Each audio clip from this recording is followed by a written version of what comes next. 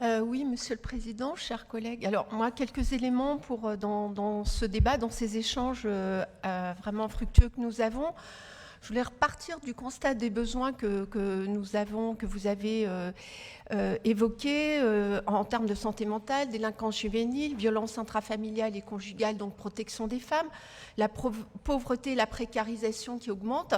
Et vous l'avez souligné, Monsieur le Président, tout ça, c'est en l'espace de 10 ans des besoins de plus de 100 millions d'euros.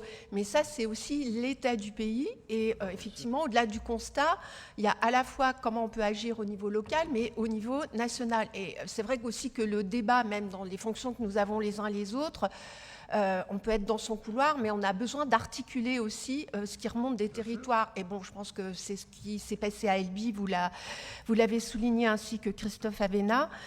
Mais bon, essayer de partager cela aussi aujourd'hui, c'est important pour se projeter dans l'avenir et quel cap nous voulons fixer vis-à-vis de nos concitoyens, en disant que dans le débat budgétaire, que ce soit au niveau national ou là, maintenant, on n'est pas que dans des approches purement comptables. Et c'est ça aussi que je voulais mettre en avant. Or, moi, je constate quand même, au niveau national, certaines contradictions entre des discours, et vous avez évoqué la question des extrêmes. Moi, je veux quand même dire l'extrême droite, qui a un discours sur la ruralité, sur les citoyens qui habitent dans la ruralité, mais qui ne votent absolument aucune ressource pour permettre à cette ruralité, notamment en termes de mobilité, d'accompagnement des élus locaux. Et je vais citer juste l'exemple du soutien au CAUE. Moi, j'avais déposé un amendement pour soutenir le financement des CAUE qui accompagnent les collectivités territoriales qui en ont besoin, les communes dans la ruralité qui n'ont pas d'ingénierie.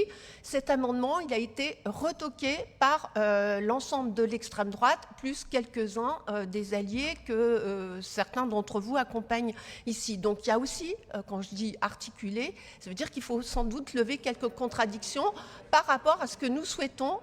Ah, je suis désolée, non, je ne suis pas désolée, je sais que j'appuie sur quelque chose d'un petit peu sensible, mais c'est la réalité, reprenez les votes.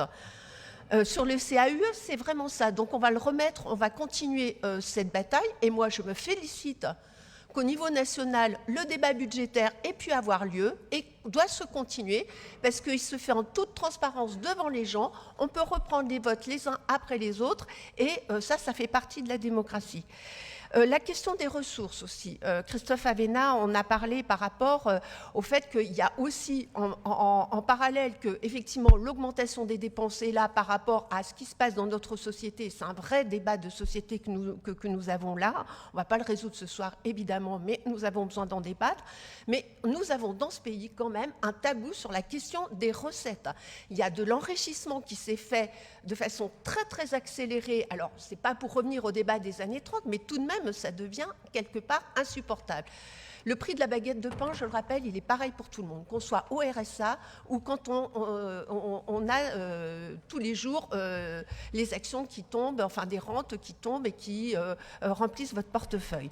Donc c'est cette question-là aussi que nous devons maintenir et remettre sur la place publique. Alors on le fait dans le respect des opinions des uns et des autres, bien évidemment, mais là-dessus je pense que nous ne devons pas lâcher. Et ça ne veut pas dire qu'il ne faut pas ne pas responsabiliser les uns et les autres par rapport à la dépense publique et par rapport aussi au recours des services publics. Donc, si on veut que ça marche, il faut aussi que tout le monde fasse un effort et que ce soit le plus équitablement réparti, bien évidemment.